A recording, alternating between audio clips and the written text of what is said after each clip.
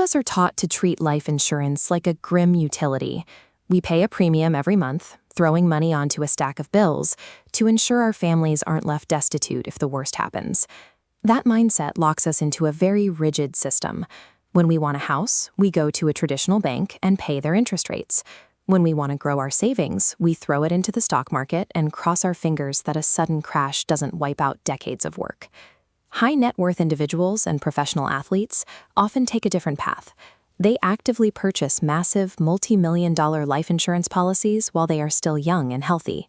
These policies function as a base for a private, legally protected banking system available for use during their own lifetimes. True financial autonomy is achieved by integrating the insurance policy as a functional bank rather than a simple monthly expense. To understand how this works, we have to look past standard term insurance. Term policies provide straight death benefit coverage, but they build zero cash value. The money you pay in is entirely inaccessible to you. The alternative is utilizing whole life or an indexed universal life policy, an IUL. These structures act as financial shelters. As you pay your premiums, a portion of that money builds into a liquid pool of cash inside the policy itself. With an IUL specifically, the growth of that cash value is tied directly to the performance of major stock market indexes. Looking at this digital display of the S&P 500 index from the New York Stock Exchange floor, you can see the constant fluctuations of the broader economy. An IUL uses these exact market benchmarks to dictate the interest credited to your policy. But the IUL comes with a built-in defense mechanism called a floor. If those indexes drop and the stock market loses money, your policy simply stops gaining. Your initial capital is protected from the drop. Watch how this protection behaves. As the broader market plummets, the IUL value line flattens out. Your account balance does not decrease. Then, the moment the market recovers and starts gaining ground, the policy immediately resumes capturing that upward growth. This structure allows for participation in economic upswings while removing the risk of a market wipeout. Once that cash value is established, you can use your accumulated cash as collateral to fund your own life, a strategy often called infinite banking. In a standard real estate transaction, you borrow money from a traditional lender. Over the life of that 30-year mortgage, you lose tens of thousands of dollars to their interest charges. As this diagram illustrates, you can instead take a loan directly against your IUL policy's cash value, bypassing the bank to fund the purchase of a home or a business. Because you borrowed against your own asset, your monthly payments go back into your policy, not to a third-party lender.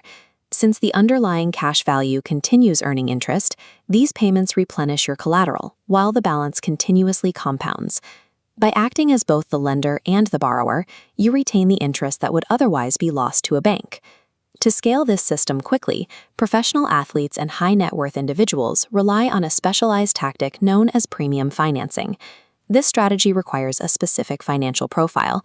You generally need an average combined total of assets and income of at least $200,000 to qualify. For a high-limit policy with a $50,000 annual premium, an outside bank will finance 60 to 80% of that cost, leaving you to cover a small out-of-pocket fraction. After paying that fraction for a few years, the bank is repaid, and the massive, highly leveraged cash value generated by that initial capital belongs entirely to the individual. Many retired athletes use this influx of liquid, leveraged cash to maintain their standard of living long after their playing careers end. This method uses bank capital to accelerate the growth of private insurance assets, turning the policy into a high-speed wealth engine. Building wealth is only the first phase. The second is keeping it. Once you acquire real estate and businesses through the system, you need a final layer of legal protection. A standard will leaves assets vulnerable to the legal system and public record. A will triggers probate, a legal procedure where the court skims 3 to 6% off the top of the estate to pay for judges and attorneys to assign the assets. To bypass that cost, you can transfer your properties, businesses, and insurance policies out of your personal name and into a trust. As shown here, the trust acts as a shield. Moving these assets out of your legal possession isolates them from the probate court and external legal threats. This structure allows an individual to maintain full control of the property while technically owning nothing, ensuring the financial machine remains intact for future generations.